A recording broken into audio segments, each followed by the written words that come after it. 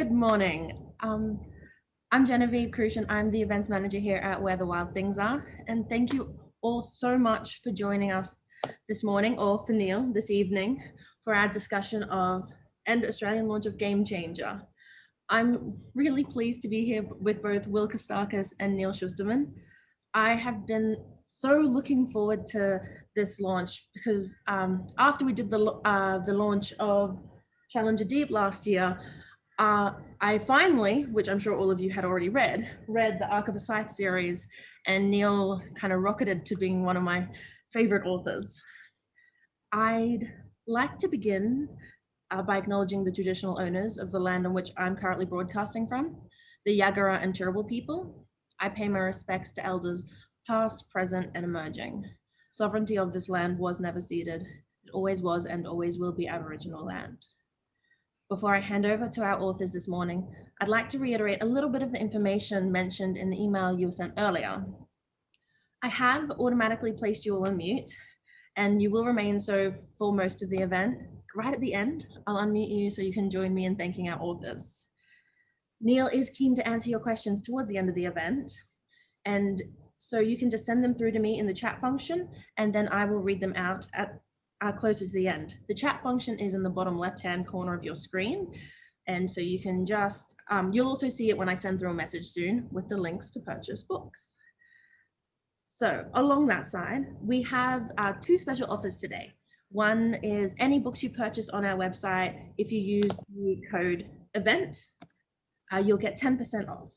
We're also very excited to be able to share a free copy if you buy either Will or Neal's books today, and we'll send you a free copy of Will's latest book, The Greatest Hit, that came out last year. Now, on to the actual event. I'd like to introduce you to Will Kostakis. Will is an award-winning author for young adults. His first novel, Loathing Lola, was released when he was just 19, and his second, The First Third, won the 2014 Gold Inky Award. It was also shortlisted for the CBCA Book of the Year and Australian Prime Minister's Literary Awards. The Sidekicks was his third novel and his American debut. As a high school student, Will won Sydney Morning Herald Young Writer of the Year for a collection of short stories. His first fantasy novel duologies is here, Monuments and Rebel Gods, and it was completed last year. Thank you so much, Will. Thank you so much for having me. And hi, everyone. It is my absolute pleasure to welcome you to the virtual Australian launch of Neal Shusterman's latest novel, Game Changer. I'm young adult author Will Kostakis, broadcasting to you from Adelaide Writers Week. Now, I first met Neal. Now, I don't want to say it was a star-making turn, but it definitely made everyone in my home city of Sydney aware of who he was. And so it was his performance at Sydney Writers Festival a few years back where I just watched in awe as he held the audience in the palm of his hands day after day. For those unfamiliar with his work, his credits include the National Book Award winning novel Challenger Deep and the Arc of a Scythe trilogy, which has been wildly popular with Australian teenagers. And that is not hyperbole. When I visit schools, it is always the series that is either prominently featured on the returns desk or it is completely out of stock with a huge waiting list. And I've seen it turn reluctant readers in years 6, 7, and 8 into absolutely avid lovers, not only of Neal's work, but of reading in general. Game Changer is his brain-breaking new novel following teen footballer Ash, who unknowingly becomes the center of the universe and changes the world for better and, well, look, usually for worse, one hit at a time. Game Changer has a propulsive plot that keeps you turning the page while also handling some hefty social issues and themes. This is a book literally like no other, written by an author like no other, and I'm getting tired of talking, so hi Neal, congratulations on a fantastic new book. Hi Will, and thank you so much. Can I just take you everywhere I go to introduce me? Look, that's fine. I will attach myself to anyone with a higher profile. I am just... Look, for those of you in the audience who may have signed up for today's event because their interest was piqued by an email, or for those who have perhaps read your work, Neal, but don't really know anything about you, could you tell us a little bit about yourself, perhaps stuff that is not featured in the standard blurb? Oh gosh. Most Well, let's embarrassing see. thing. Go. I started writing when I was a teenager myself. I wrote my first book when I was 18, and it was never published because it was awful. Good. But you did much better than I did at that age. But I kept it up, and the third one I wrote when I was 22, and that was the one that was published, and that started my whole career.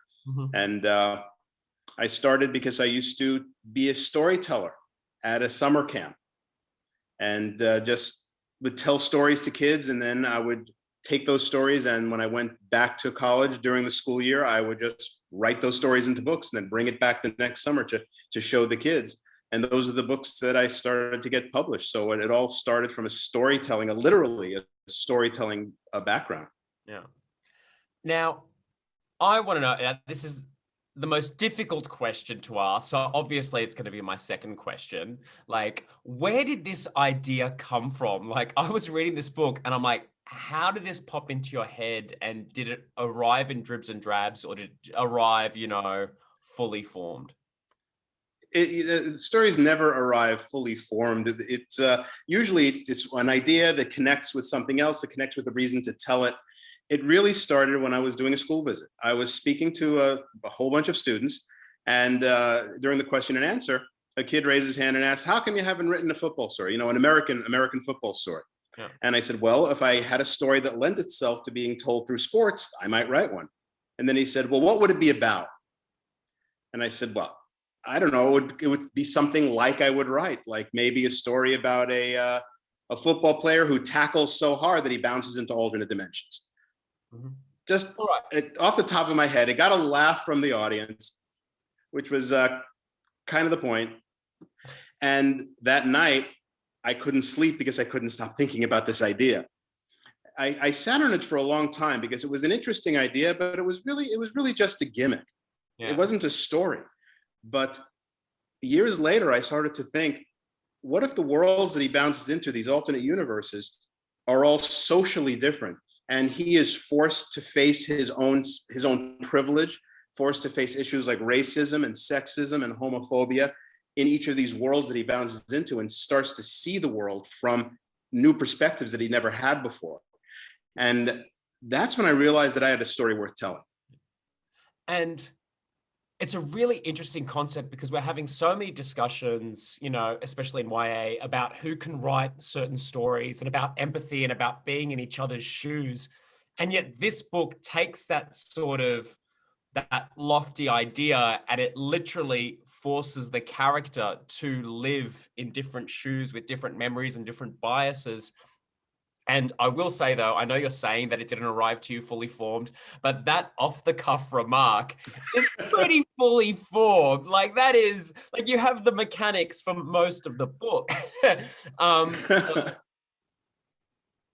Were you ever scared of this idea? Did you ever think, oh, maybe I can't pull it off, or two, and I don't want to spoil the book, but the radical changes that the world goes through and that he goes through, like some of that stuff, handled by a less impressive author would be problematic as all hell. Like, how did the idea scare you up front? I'm laughing because the idea scared me through the entire process to this very minute. I'm still terrified of this idea. It scared me reading it because I'm like, oh, he's going to drop the ball. Yeah, every moment of every day writing it, it's like I felt like I was holding a nuclear weapon. Mm-hmm. And it was, there were so many ways the story could have gone wrong. Yeah.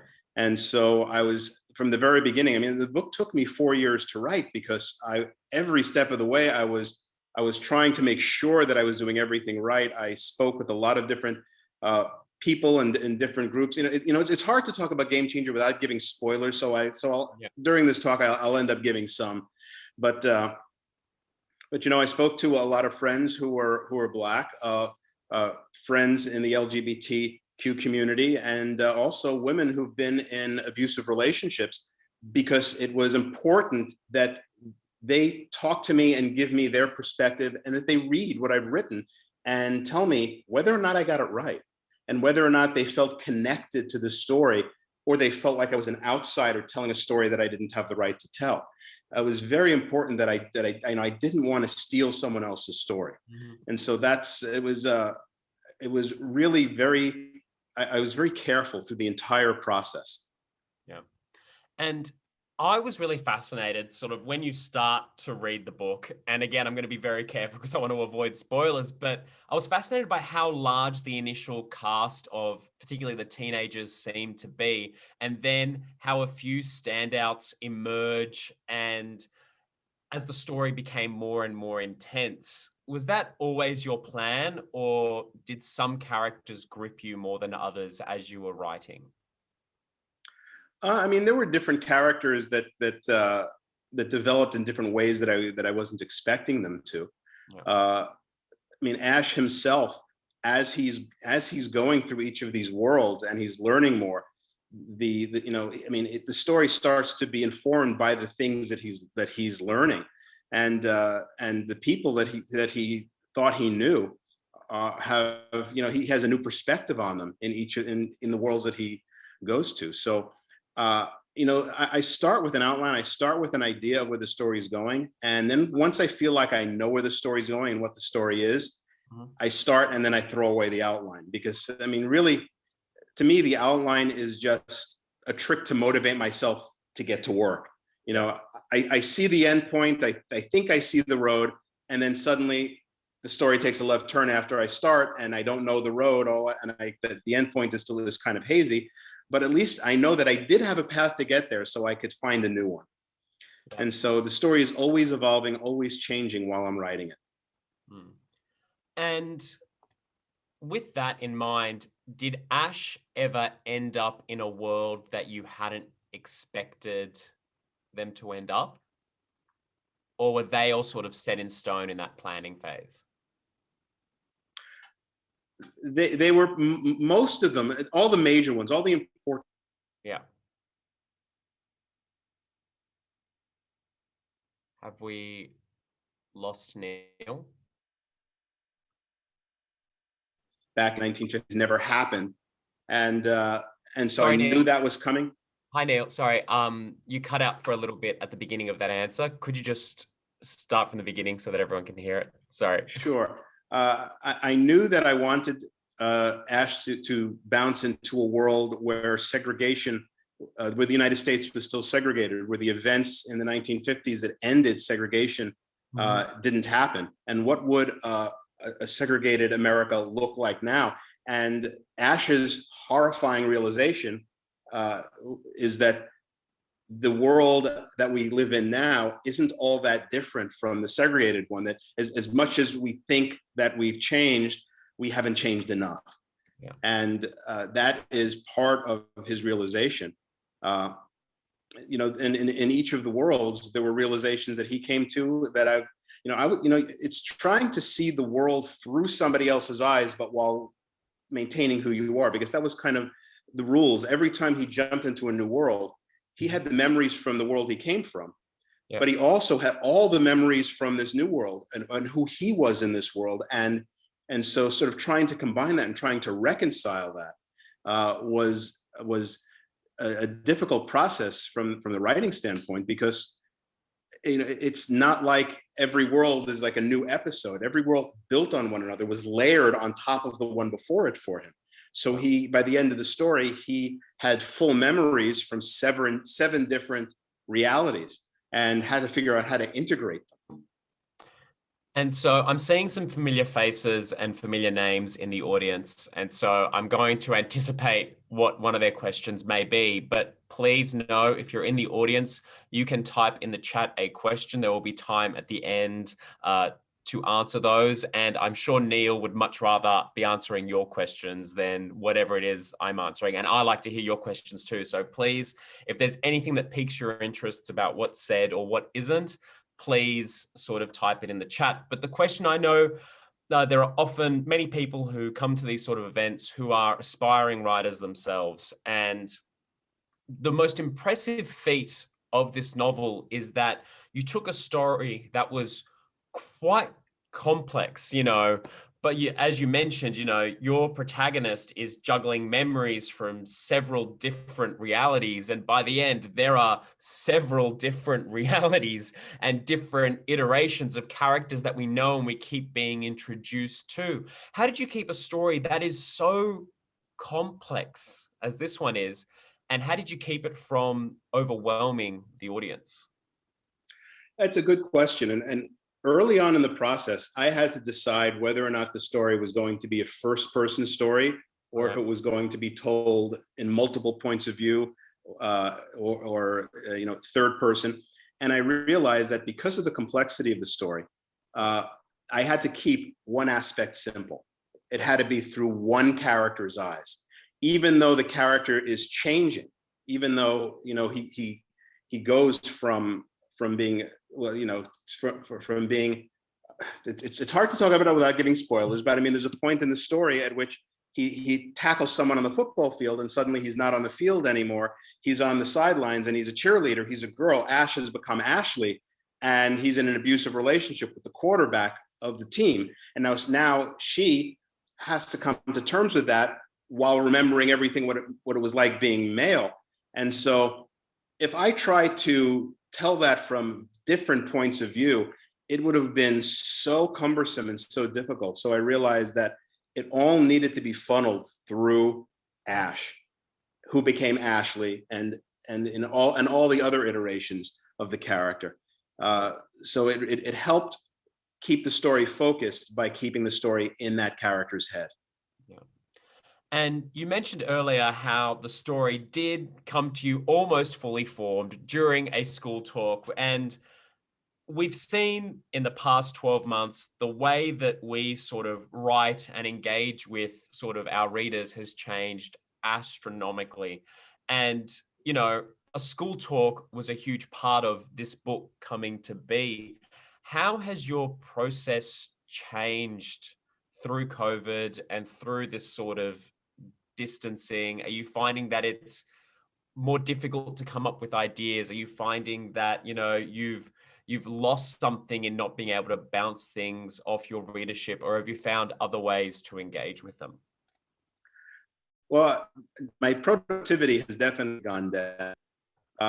It's been very difficult because, there's writers who like to sit in their safe, comfortable space and write. Yeah. I'm the opposite. I cannot get work done at home. The only kind of work I ever did at home was like doing my taxes. Yeah.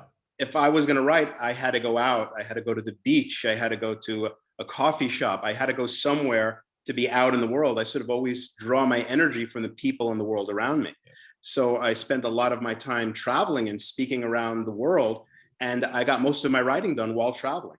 Yeah. And then suddenly, a year ago, I got off a plane in the middle of a tour that was cut short, and I haven't been on a plane since, and I've been home just like everybody else.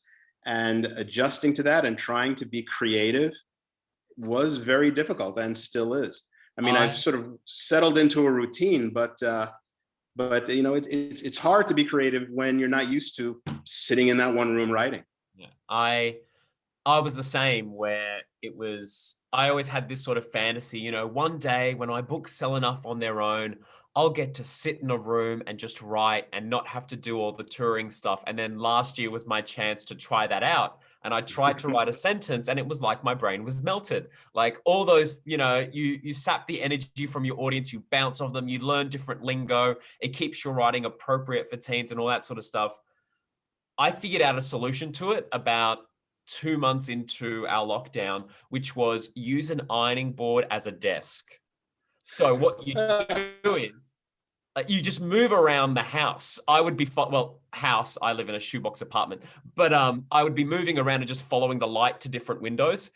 And it was enough where I started to get things done, and I felt like I was leaving a space, but I wasn't really.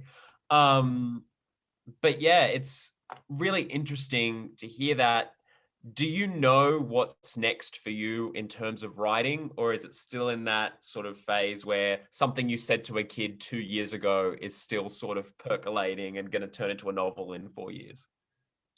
That's always the case. There's always things percolating. But I know, I mean, the next one just finished. It's a book that I co-wrote with my son Jared. I co-wrote a book called Dry with him, which is about the water crisis around the world.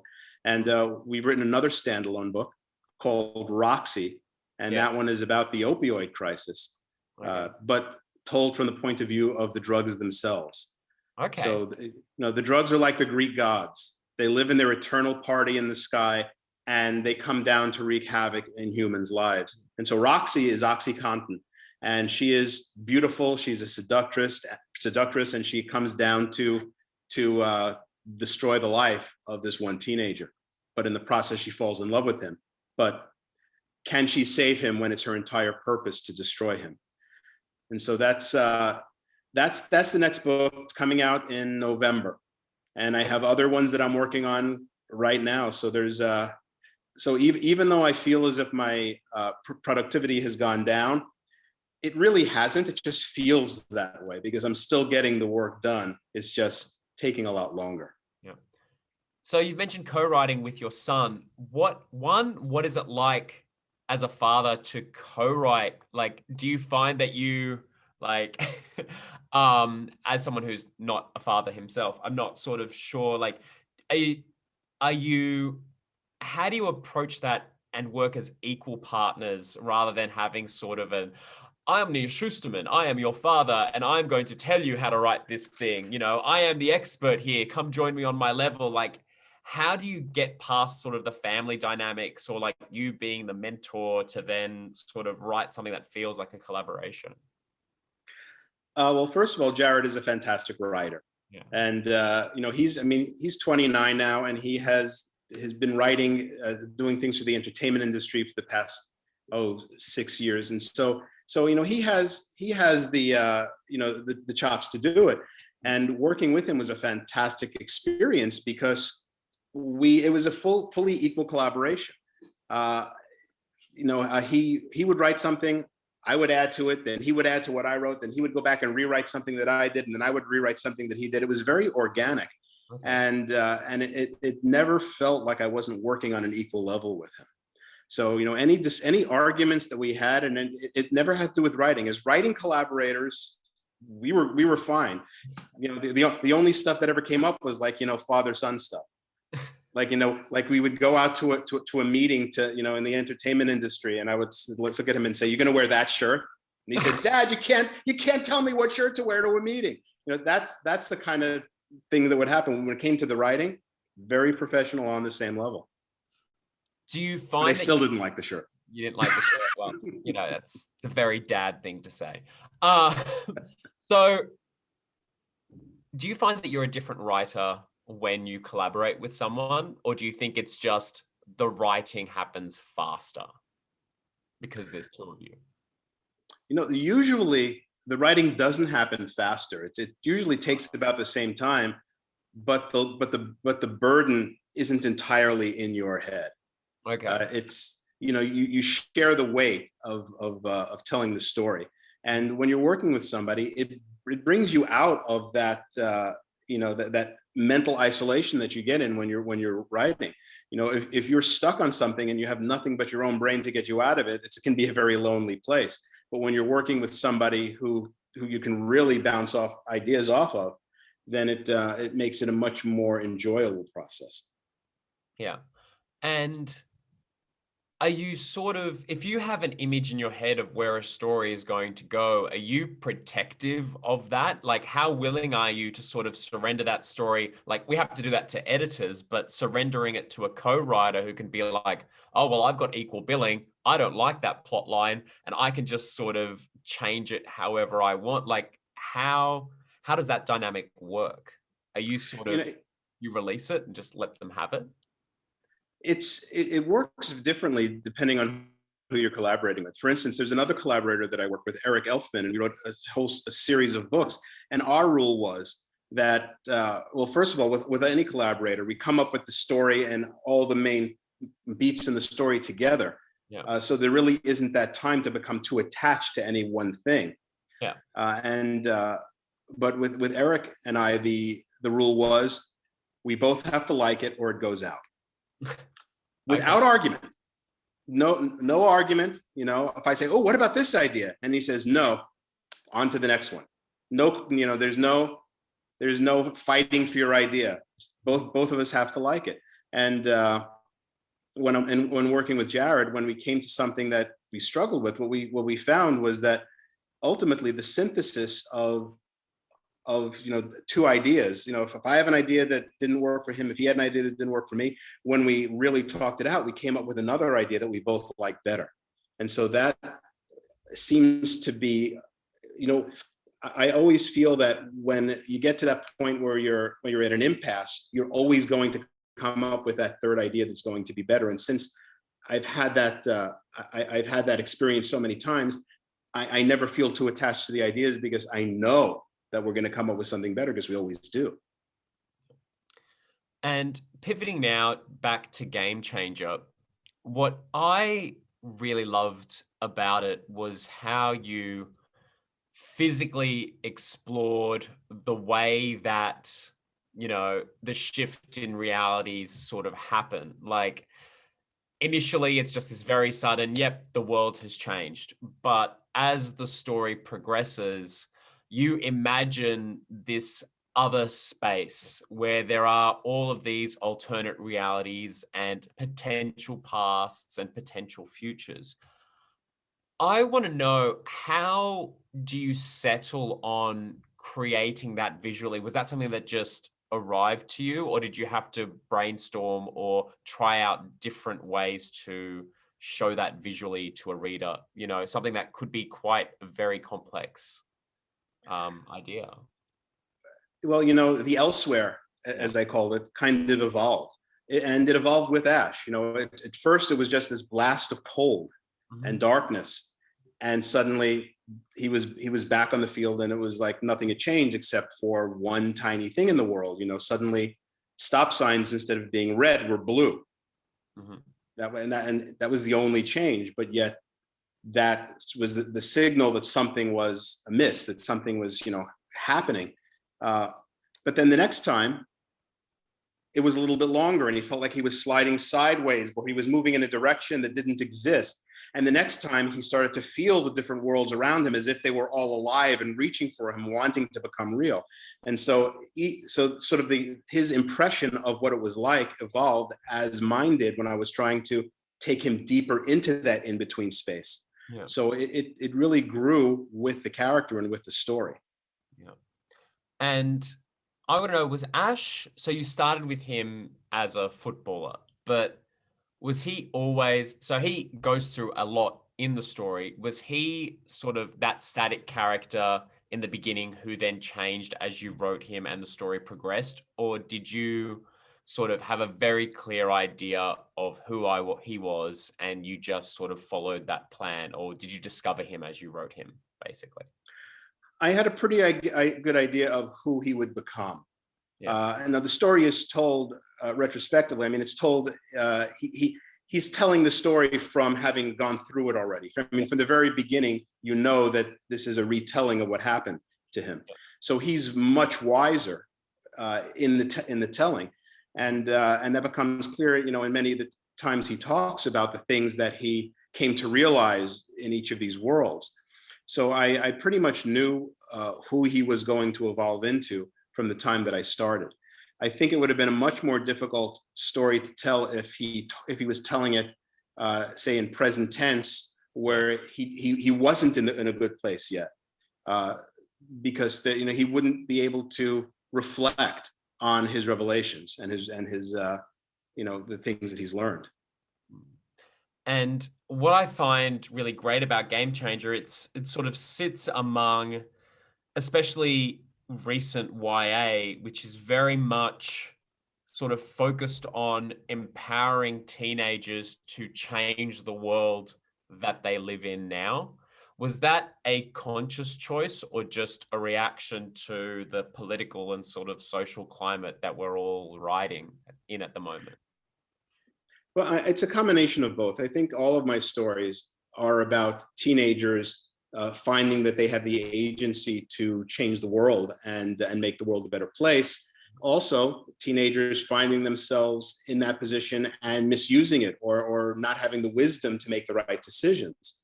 With the character of Ash, I mean, I'm telling a story about this white male, cisgender character, and what I wanted to do was I wanted to take that whole trope, the whole familiar narrative of the white hero saving the world.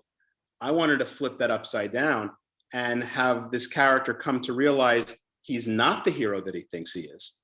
And the only reason the world needs saving is because of his actions and because of his inaction. I mean, it's a story not just of learning empathy, but it's also a story of accepting social responsibility, even when it's painful to do so. It's about growing into accountability.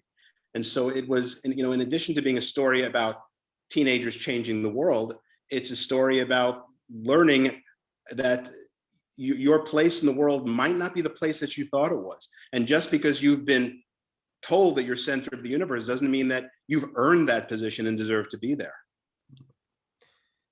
Now, I don't know what the process is like for you, but for me, creative writing is always a learning experience for me, where I'll write a book and encounter a very particular kind of hell where I'm like, great, I'm going to learn from that experience, and that is going to inform how I write my next book. And then I come up with another different kind of hell, and then I learn from that, and it all just sort of snowballs. But each time I'm writing something, by the time I come to the end of a novel, I have learnt something about who I am as an author, what works for me, what doesn't, and what I want to sort of do to make the next novel, or at least pretend to think that it will make the next novel a little bit easier, but they never get easier. They're just different types of difficult.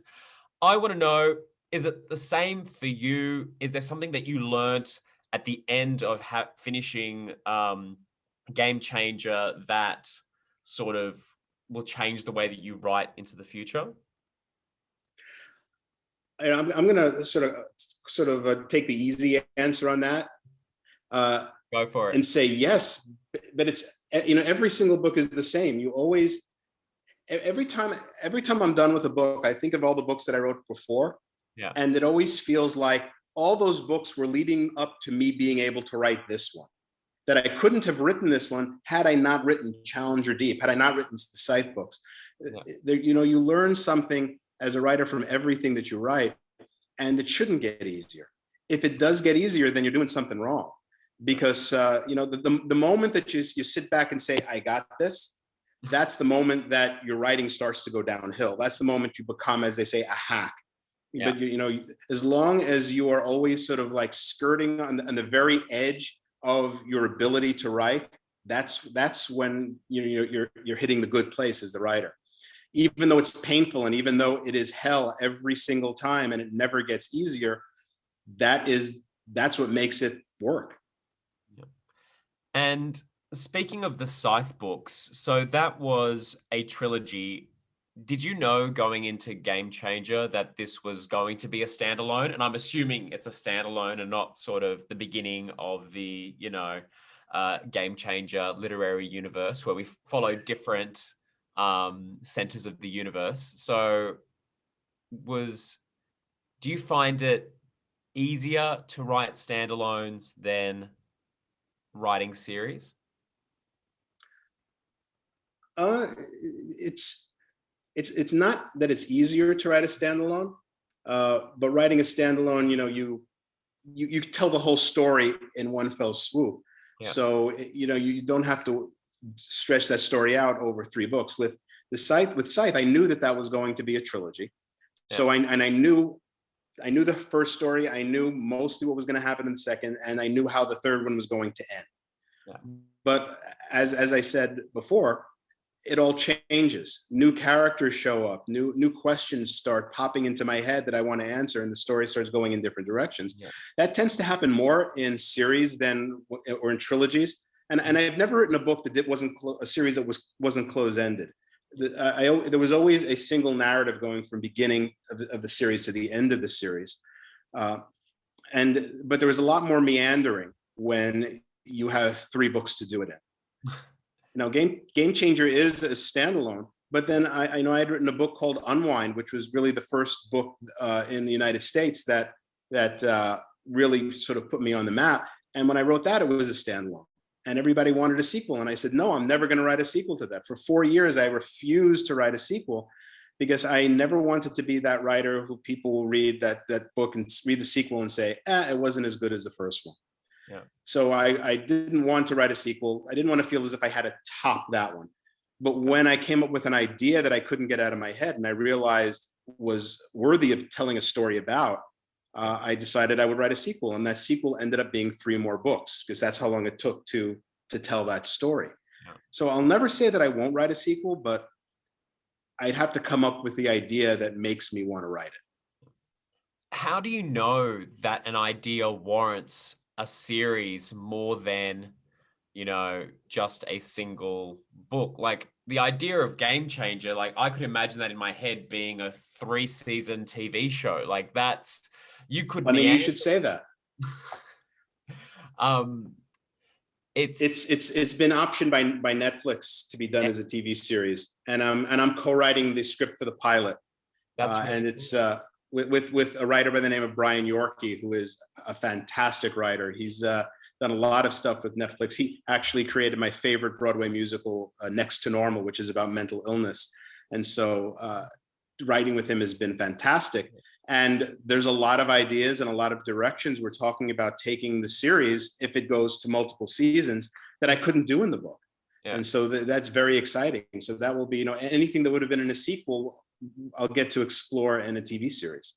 Well, and that's the wonderful thing about adapting a work, because you did decide to make sure that Game Changer was digestible. You stuck inside Ash's mind, but you're a little bit more free with the visual medium to go, okay, I'm going to follow this character now, because there are times when characters disappear for 50 pages at a time. We sort of know what they're doing, but you could tell whole episodes about what happened. I'll be as vague as possible, let's say in the prison or, elsewhere. Like there are so many seeds of stories that could be told. You could follow the parents for 2 episodes and sort of see how their relationship evolves over different sort of timelines. And you can explore sort of the past in,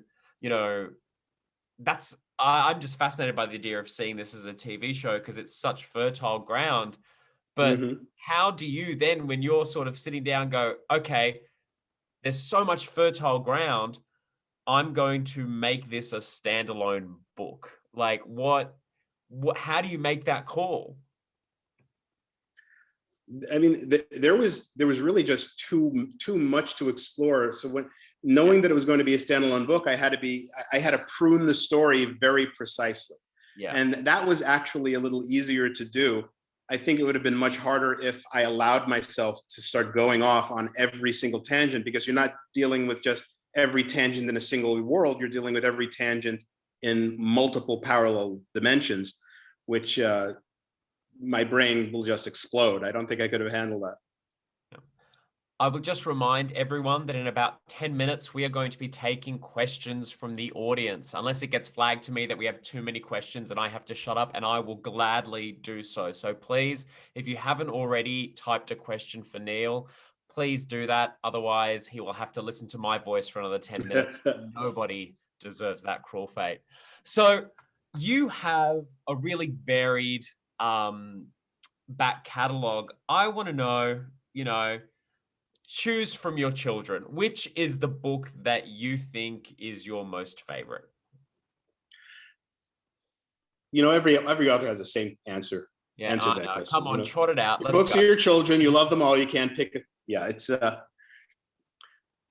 there's different that are favorites for different reasons. Yeah. Challenger Deep is a favorite because that one was inspired by my other son's experiences with mental illness. And so that one is a very personal story and it's close to home. Yeah. Dry was the one that was the most fun to write because writing with Jared was a fun experience. The ones that had the humorous ones, which I don't know if they're published in Australia, Tesla's Attic which I co-wrote with Eric Elfman, is a favorite because we just hung out and made each other laugh, and it was just a fun process. And at the end of it, we had the book series. Game Changer is a favorite because I think that one is the most socially relevant of all the books that I've written. Unwind is a favorite because that's the one that is on curriculums throughout, around the world, and that's the one that really got my career going. So it's a favorite for that reason. But if I had to pick the one, it's the one that's closest to my heart, which is Challenger Deep.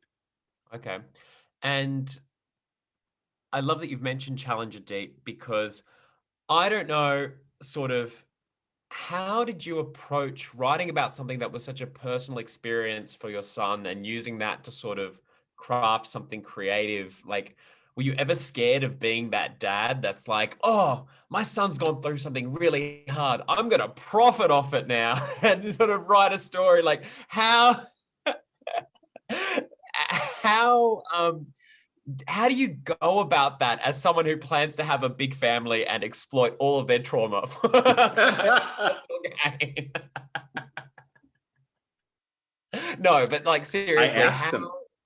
You asked them? Yeah, well, that's something that a lot of people don't do when they write about someone, that's for sure. Yeah.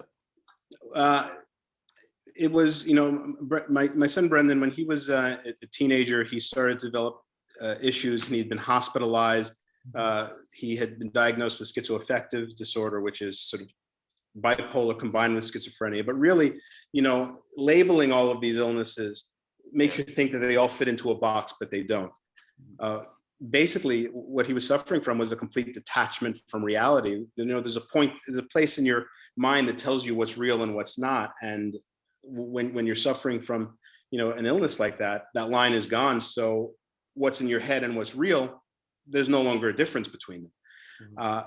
When he was doing better, around the time that he was 20, and he was really, then had an amazing turnaround. And, right now he lives in Thailand now, teaches English at an international school there. He hasn't had an episode for more than 10 years. And, if you met him, you'd never know that he had been through this. And when he really started thriving, I asked him if it would be okay if I could write a story about mental illness, not about him, but we would take the experiences he'd been through and the artwork that he did when he was in that state and use it to craft a story. And I kept him involved every step of the way. We went on tour together when the book came out. When it won the National Book Award in the US, I brought him up on stage with me to accept the award. So it actually ended up being a really, really positive experience. I mean, what it did was it took a dark time in his life and in our entire family's life, mm-hmm. and turned it around and used it to shine a light on this issue of mental illness. And they say that everything happens for a reason. Yeah. Sometimes we play a part in creating what that reason is. Yeah. And I think that by giving meaning to what happened, by being able to take that story and use it to shine a light, really helped in the healing process long term. Beautifully said. And I just want to remind everyone that Neal's work is fantastic. So if you were already considering reading A Game Changer, his books will make perfect gifts for others if you want to pick up a selection. Or if you want to collect the whole set. The publishers have done a great job of making them all look distinct, but look really nice on a shelf together. So by all means, don't be afraid of purchasing more than one. And as we know, this year has been quite challenging for our bricks and mortar booksellers in Australia. So please consider buying in bulk from our favorite Brisbane bookstore, Avid Reader. But also now I've been informed that we have tons of questions. So I'm going to be quiet a little bit earlier. And if we run out of questions, I'm going to be like the triumphant son who returns to save the day. But please don't make that happen. If we get through like 5 or 6 questions in the space of 5 minutes, audience, that's your job to come up with a couple more. So I'm going to be quiet now and hand back over to Avid Reader and listen to your fantastic questions. Thank you so much, Will and Neil. I loved hearing how suddenly, like, the idea of Game Changer as a TV series just captured you, Will. That was very sweet. And also, you can instantly see it, like just the simple blue signs would be so effective. But our questions from the audience. Our first one comes from Michael, who is wondering, in which ways can you relate to your characters? I think when you're a writer, you never write about a character. You write through a character. It's a lot like acting. You become the character and you try to see the world through that character's eyes and then try to explain what you're seeing and what you're learning through that character. So I would say that in some way I relate to all the characters. Even the antagonists. There's a little bit of me in every single character. I always say, if you want to know me, read my stories, because I'm there in all of the characters. Is there a little bit of you in all the Edwards? I would say yes. All the Edwards is this multidimensional being that keeps presenting in multiple forms. So in the first world, there's just one of them. The second world, there's twins, then they're triplets, and they're all identical, and they all bicker and argue and never can agree on how to deal with Ash. So there's a lot of me in them. They're my more absurd side. I was going to sneak my question in because I was interested about the Edwards. How did they come to be part of the story? Well, because the rules of the story are complex and Ash doesn't know them. I mean, he learns them as the story goes on. I really felt that there needed to be a character that clarified some of the rules and why this is happening to him and how he can change it and how he can affect the world he jumps into. But I wanted to do it in such a way that it was more than just a character that explains. I wanted it to be a character that becomes intricately involved with the story and also provide some comic relief, because I mean, Ash is dealing with some very heavy subjects. I wanted to make sure that there was some lightness in there to offset that. Thank you. Michelle was wondering, what would you say is your interesting writing quirk? My interesting writing quirk is that I write longhand. I have one of my notebooks that I'm working in right now. Wow. As you can see, my handwriting is not all that legible. I can read it, nobody else can. So I'm the one who has to type it in, and I write with a fountain pen. So I'm moving backwards in technology. Next it'll be a quill. But I do it because, first of all, I love that feeling, of a fountain pen on paper. And it's fun. And also it gets me away from the computer, because if I start on the computer, then my entire life is going to be staring at that screen. I like to be able to take a notebook somewhere else. I like to be able to go out with that notebook and write. And then I'll go to the computer, and it varies it. Is your editing process any of it done longhand? The editing process with the publisher, with my editor. Sorry, I mean your own like drafting. I mean. Well, my own drafting. I mean, I'll write a chapter, and then I'll type it in, and then I'll revise it. And once it's in the computer, then it's all work within the computer. But that first draft of each chapter is written in the notebook. It's not like I'm going to write the entire book and then type it in, because by the time I got that far, I wouldn't be able to read what I wrote at the beginning. I just do a chapter at a time. So I'll maybe do 6 or 7 pages handwritten, and then I'll type it in. And once I'm done revising it and I'm happy with that chapter, then I'll go back to the notebook. I also appreciated that your ink color matched the outside of your notebook. Well, as I run out of different ink cartridges, the color changes. So here we can see the color changing as I replace the ink cartridge. That's cool. Kate was wondering, was saying she loves the Scythe artwork on the wall and was wondering who gave that to you. That was actually given to me by an educator. Her husband does wood carvings, and he made that, and she gave it to me, and I just absolutely loved it. And so it was when I moved to my new place here, was one of the first things that went up on my wall, and I thought this is the perfect spot to do virtual events with that piece of artwork that was given to me by a fan and a friend. How amazing. Annie was saying, congrats again on Game Changer. Her question Thank for you. you is, which facet of Ash was your favorite to write and which was the most challenging to you?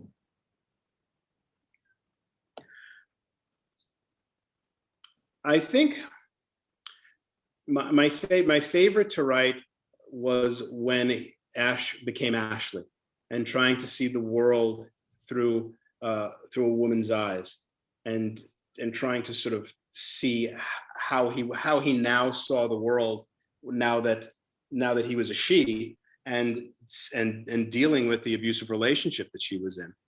That was the most interesting to write. The most challenging to write was the world where he was gay, and trying to figure out, trying to have him see the world from that point of view. And what was challenging about it was that I didn't want to do things that I'd seen before. You know, I didn't want to, you know, take a story that was as I said before, that was somebody else's story to tell. And also the idea, you know, nobody just suddenly wakes up and is gay, and yet that is kind of exactly what happened with Ash. But of course, he had memories in this new world of having an entire life of being a closeted gay teen. And so being able to be this new Ash while still having memories of what it was like to be the old Ash was really a challenge, to have him reconcile that and have him come to realize that he enjoyed being this new Ash. And how is he going to reconcile that with who he was? There were so many revelations that he came to in that course of that part of the story. So that was a challenge to write, but it was also thrilling to write. I mean, every person that Ash became was really thrilling to get through and to move through that part of the story. Thank you. It's kind of interesting for me. I felt like Katie's story was the one that progressively for the first half of the book didn't change at all, and it was definitely the one that interested me. And was that a conscious thing, the having one really still part of the story against all the dramatic changes? Well, I mean, there needed to be, you know, Ash needed to have a touchstone, someone who in every world he could still confide in, who he could go to, who basically hadn't changed. And but of course, his relationship with the character Katie changes multiple times in the course of the story as the world changes. And because she's a product of the world after it's changed, she doesn't know what the world was like before. She's not like Ash and remembers what the previous world was like. She has to trust that Ash is telling the truth when he says, you know, in the last world, you know, America was integrated, and that wasn't the world that this Katie knew. But she came to believe him over the course of the story. Michael was wondering, would you consider writing a sequel to The Dirt on Our Shoes? Ah, I love that story, and thank you for mentioning it. The Dirt on Our Shoes is a short story that I wrote for a Guys Read short story collection. And it was I mean, the idea is, you know, people are being sent in this intergenerational ship to settle on a different colonists on a distant star that they're not going to get to for hundreds of years. And so none of the people who actually started out are going to be there. It's going to be their descendants. And what it turns out is that, you know, when you go to colonize a new planet, the first thing you need to do is you need to terraform it. You need to bring bacteria. You don't, you know, people is the last thing. The only reason they're being sent there is to spread bacteria on the planet so that many generations later it will be inhabitable. And that's what this one character learns, is that they're being sent there basically to die, that they're not, that they are expendable. It's their poop that the planet needs. And so, well, it was a Guys Read story, so it had to be a poop story. And that would be a fun story to continue. But again, you know, there's so many stories that I could continue, so many sequels that I could write. But then if I wrote a sequel, then I wouldn't get to write anything new. I'd be just going back through old material. That is a story that I would love to see done as a movie or an episode on a TV show, though. Wonderful, thank you. Annie has returned with another question saying, I think extending on your talking about Game Changer as a TV series, could you please tell us about your books that are being adapted to film? Yes, Dry is being adapted to film with Paramount Pictures, and the script was written by Jason Fuchs, who wrote the first Wonder Woman movie. It's a great writer. Right now, they're in the process of putting a director on it, and so hopefully that will go into production by the summer. Keep your fingers crossed. Scythe is in development with Universal, and Steven Spielberg is one of the producers on it, and writing it is Gary Dauberman, who he did the Stephen King's It movies, and now he's writing Scythe, and so very excited about that. Challenger Deep is in development with Disney Plus, and that's being written by Will McCormick, who was one of the writers on Toy Story 4. Another book series called the Star Shard Trilogy is in development with Gaumont Entertainment and Toei Animation, a Japanese animation company, as an animated series. And Unwind is in development with Constantine Films, and the writers on that are Mark Fergus and Hawk Ostby, who are the creators of the series The Expanse, and they also did one of my favorite movies, Children of Men, and they are brilliant, and I am so thrilled to have them involved with the project. So all the projects are in really good hands. Whether or not they'll get made is always up in the air. The entertainment industry only makes a small fraction of the things that they develop, but hopefully some or all of them will get into production one of these days soon. Oh, wow, that's so exciting. And what a list of different amazing people working on them. Our very last... Yeah, it's wonderful to be... Yeah, go on. Oh, no, sorry. Our last question is from Michael, again, asking, where did the inspiration for Scythe come from? Scythe really started as my response to teen dystopian fiction. I mean, I wrote Unwind, which was a teen dystopian novel. It came out the same year as The Hunger Games, and basically there was this just flood of dystopian teen stories. So after finishing all the books in the Unwind series, the last thing I wanted to do was write another dystopian story. So, but I did want to continue writing a science fiction story that was, a futuristic science fiction story that was socially relevant.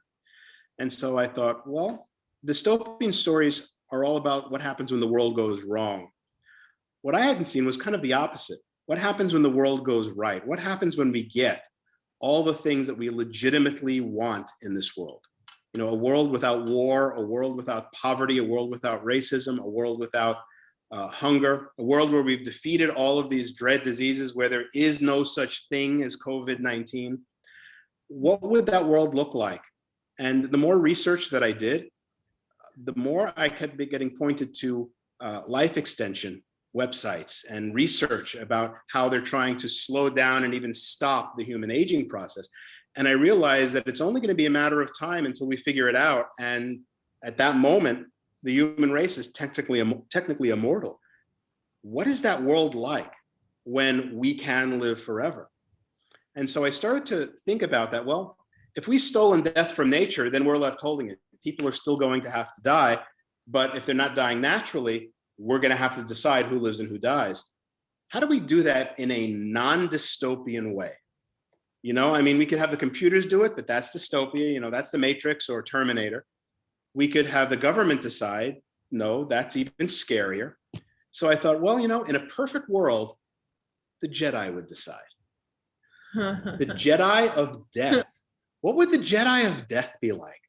You know, they would be these regal characters who were honorable and walked around in these distinctive robes. Everybody would respect them. Everybody would fear them, but everybody would know that they were the ones wise enough to make this decision. And that's where Scythe began. Oh, wow. Thank you. Well, thank you so much, Neal and Will. This has just been a wonderful Very welcome. conversation. Oh, I'm going to have to ask the last question because I just saw in Michael's screen a very disappointed kid going, oh, because I hadn't asked it. All right. They've sent one more question through. Why did you have teenagers as the main characters for all your novels? You know, when you're a teenager, how would I put this? When was the last time that you remembered a book that changed your life? As for all the adults who are listening, I'll bet the answer is a book that you read when you were a teenager. You know, when you're a teenager, books have that power to just change your perspective, to change your life. And also, this is the time in your life when you are making all of those decisions about who you're going to be for the rest of your life. All the more reason to put stories in front of you that broaden your perspective, so that when you do make those decisions, they'll be informed and you will have seen it from different perspectives, and you'll be able to make intelligent, educated decisions about your life and about the world that you live in. So I think writing for teenagers with teenage protagonists is some of the most important writing that we can do. Thank you. And Michael sent through thank you as well. Now, I'm going to ask you all to unmute and to just join me in saying the biggest thank you to both our authors for today's conversation. Thank you. Thank you. It was great. Thank you very much. Thank you. Can't wait to. It's a pleasure talking with all of you. I look forward to my next. I look forward to when the borders open and I can come and be there in person again. Right. Totally. Thank you all very much. And I will Thank you. through that link to you as well. Good morning and good night. Everyone. Bye-bye. Bye. Bye.